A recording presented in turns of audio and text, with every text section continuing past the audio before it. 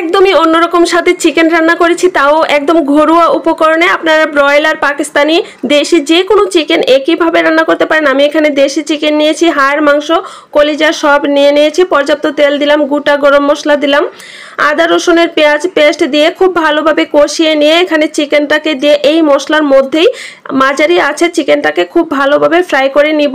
লবণ দিয়ে দিলাম পর্যাপ্ত পরিমাণে। এরপর আমি এখানে 3টি আলু অ্যাড করে দিব, আলু পছন্দ হলে দিতে পারেন।